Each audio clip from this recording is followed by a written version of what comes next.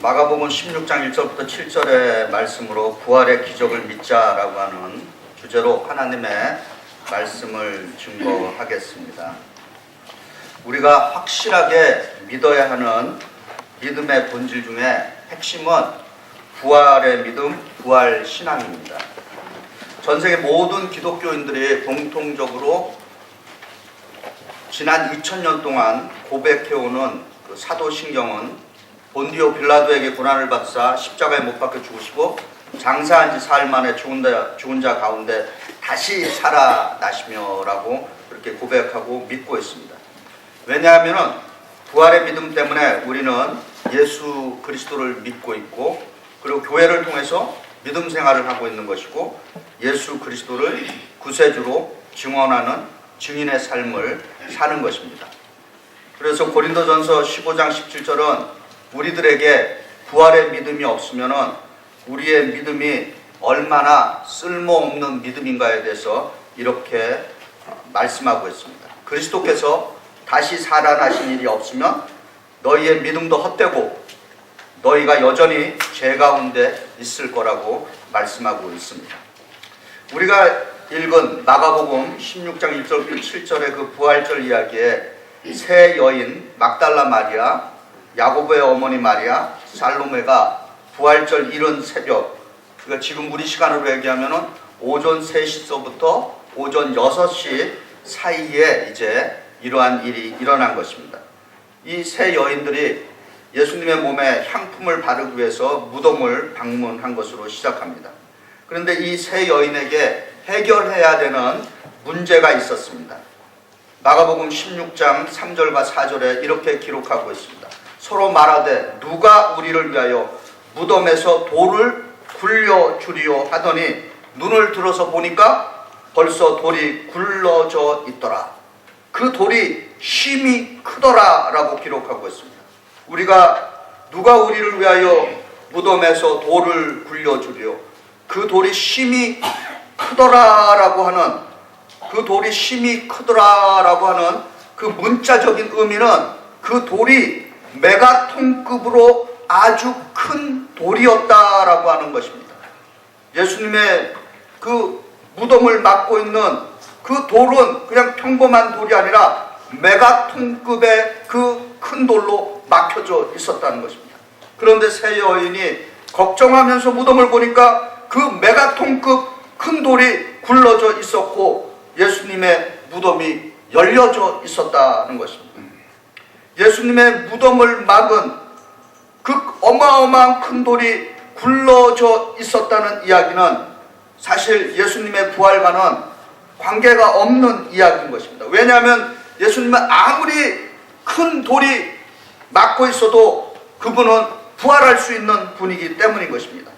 요한복음에 보면은 사람들이 두려워서 사방이 꽉 막혀있는 그 밀폐된 방에 숨어있는 제자들에게 그 밀폐된 그 한 복판을 예수께서 뚫고 들어와서 호련히 서서 나타나셔서 하신 말씀이 너희에게 평강이 있을지어다 라고 인사하는 기록이 있습니다. 그러니까 예수님은 아무리 큰 바위가 가로막혀 있어도 바위를 뚫고 부활하실 수 있는 분이라는 것입니다.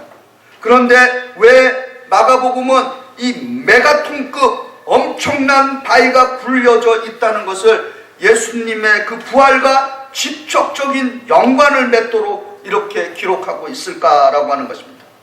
그 대답은 예수께서 죽으셨다가 다시 부활하신 이 사건은 실제로 일어난 역사적인 사건이었다라고 하는 것을 우리들에게 가르쳐 주기 위함인 것입니다.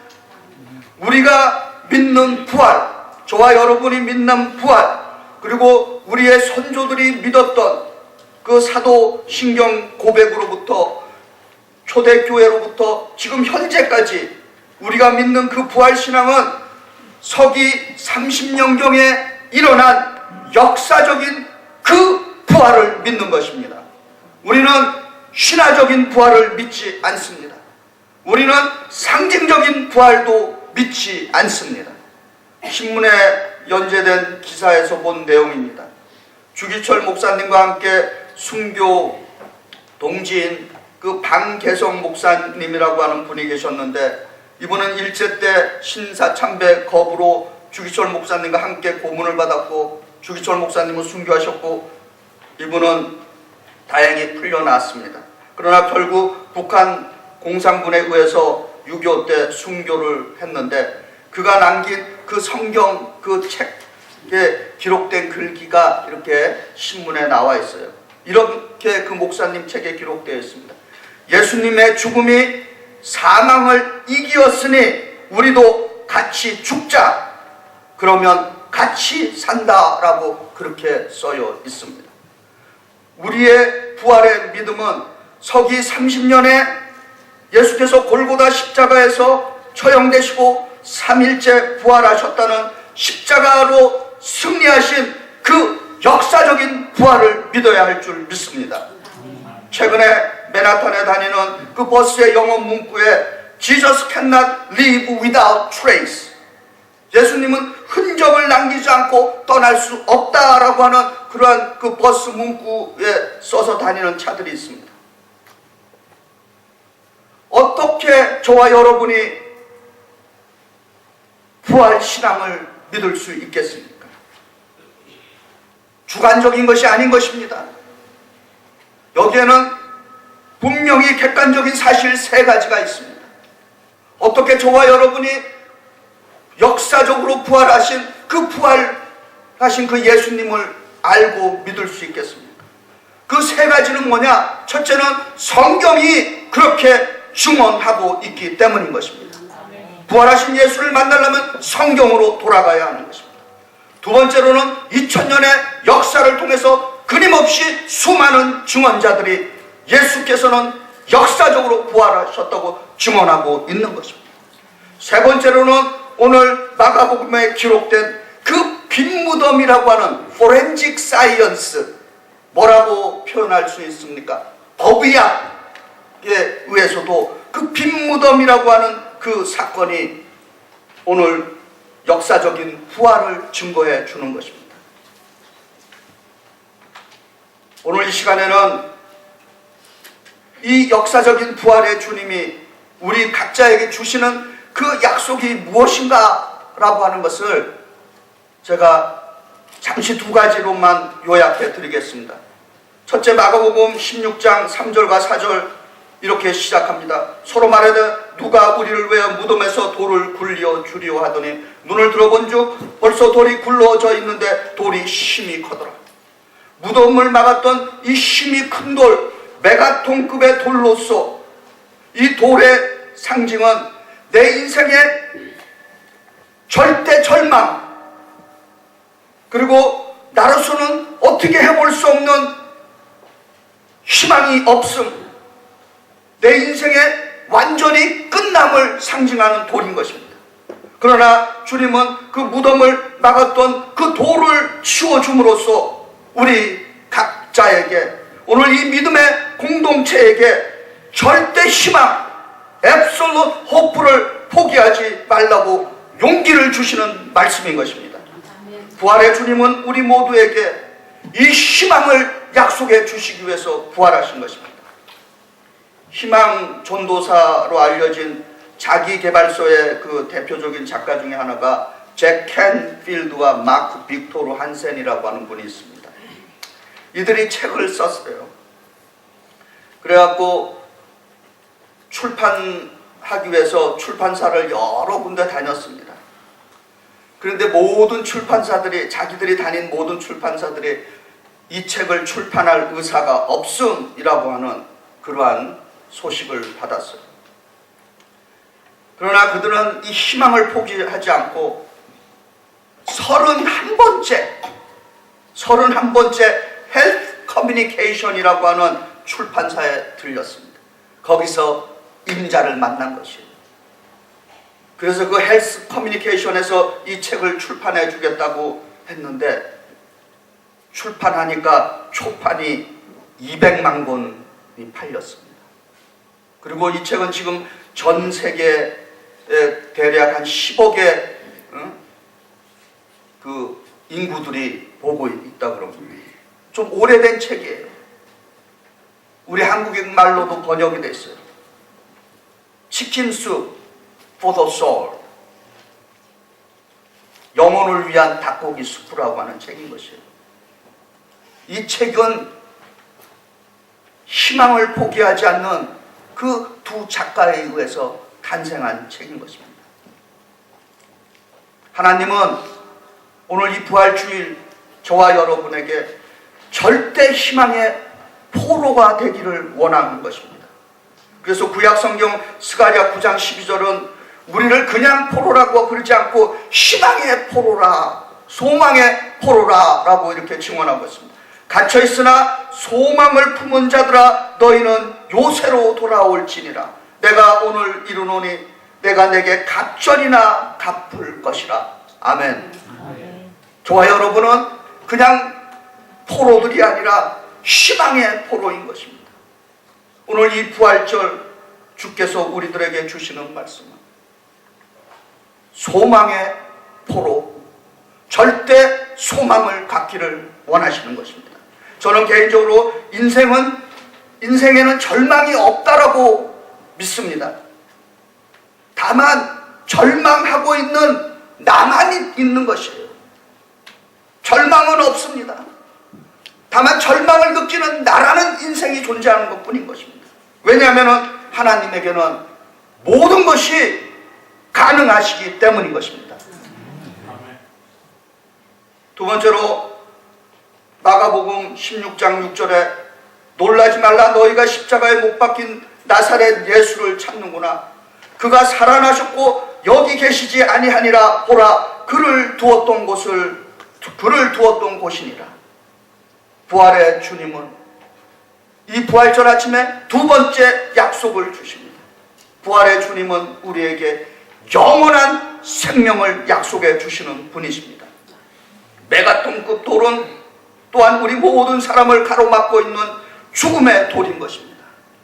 주님의 무덤을 막고 있던 돌이 굴러져 있고 여자들이 무덤 안을 들어가 보니까 주님은 계시지 않고 흰옷을 입은 천사가 그가 살아나셨고 여기에 계시지 아니하니라. 보라 그를 두었던 곳이라 라고 그렇게 선포합니다. 예수님께서는 죽음은 이제 더 이상 신비한 것이 아니라고 말합니다. 그리고 죽음은 모든 것이 끝나는 것이 아니라고 말하는 것입니다. 우리가 보기에는 죽음은 끝나는 것으로 알지만 우리 믿음의 사람들, 부활의 신앙을 갖고 있는 사람들에게는 죽어야지만 일어나는 사건이 있다는 것을 알고 있습니다. 뭡니까? 죽어야지만 부활한다는 것입니다. 그래서 로마서 8장 11절의 부활의 약속을 들어보시기 바랍니다. 예수를 죽은 자 가운데서 살리신 이의 영이 너희 안에 거하시면 그리스도 예수를 죽은 자 가운데서 살리신 이가 너희 안에 거하시는 그의 영으로 말미암아 너희 죽을 몸도 살리시리라. 아멘. 또한 부활하신 주님의 이 약속의 말씀을 들어보시기 바랍니다. 집에 가셔서 요한복음 5장 24절 꼭 읽어보시고 그 요한복음 5장 24절을 읽으실 때 자기 이름을 거기다 넣어서 읽어보시기 바랍니다. 저는 이렇게 읽습니다. 내가 진실로 진실로 용보에게 이르노니 내 말을 듣고 또 나를 보내신 이를 믿는 용보는 영생을 얻었고 심판에 이르지 아니하나니 사망에서 생명으로 옮겨졌느니라. 아멘. 여러분도 집에 가셔서 요한복음 5장 24절 펼쳐놓고 그 자기 이름을 놓고 읽어보시기 바랍니다. 말씀을 정리합니다. 내 인생을 메가톤급으로 짓누르고 있는 엄청나게 큰 바위 같은 절망, 엄청난 실망, 불안, 걱정, 염려, 질병은 내 힘으로 해결할 수 없습니다. 부활의 그 새벽에 새 여인들이 누가 저 돌을 굴려줄까라고 걱정했지만 자신들이 돌을 굴린 것이 아니라 하나님께서 그 돌을 굴려주셨습니다. 마찬가지입니다. 내 인생의 모든 문제는 내가 해결할 수 있는 것이 나의 절망이 희망이 되고 무의미한 내 인생이 활기가 넘치는 생명으로 바뀌는 것은 주님께서 성령을 통해서 역사해 주셔야 되는 것입니다. 다만 우리 각자가 할 수 있는 일은 주님의 그 약속의 말씀을 믿고 그리고 확신하고 주님께 간구해야 될 줄 믿습니다. 우리 주 예수 그리스도의 부활의 의미, 주님께서 말씀하십니다. 아직 끝나지 않았다. It's not over yet. 부활은 절대 희망의 약속인 것입니다. 부활은 또한 영원한 생명의 약속인 것입니다. 오늘 2015년 4월 5일 이 부활주일, 우리 주 예수 그리스도가 역사적으로 부활하셨다라고 하는 그 부활의 기적을 믿는 신앙인들이 되시길 축복합니다. 그리고 지난 2000년 동안 믿음의 선조들이 역사적인 부활을 믿고 신앙 고백을 하고 그 부활의 믿음으로 그들이 살았던 것처럼 오늘 저와 여러분들도, 우리 이 믿음의 공동체도 우리의 선조들처럼 같은 고백을 하고 그 역사적인 부활의 믿음으로 사시길 기원합니다.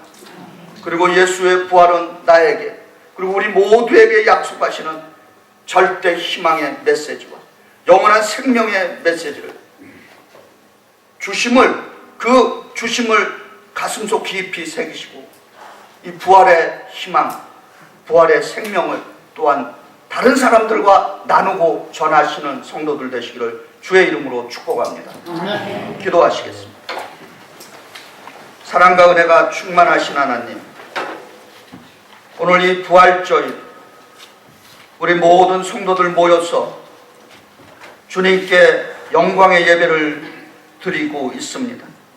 주께서 이 예배를 받아주시고 우리 한 사람 한 사람에게 예수 그리스도가 부활하신 그 부활처럼 우리도 부활한다라고 하는 그 확신을 우리들에게 성령의 능력으로 부어주시는 줄 믿습니다. 주님, 우리 성도들 절망과 같은 그 메가톤급 우리와 우리의 길을 가로막는 그 인생의 돌들을 주의 성령의 능력으로 치워주시고, 그래서 희망과 영원한 생명을 누리는 성도의 삶으로 삼아 주시옵소서.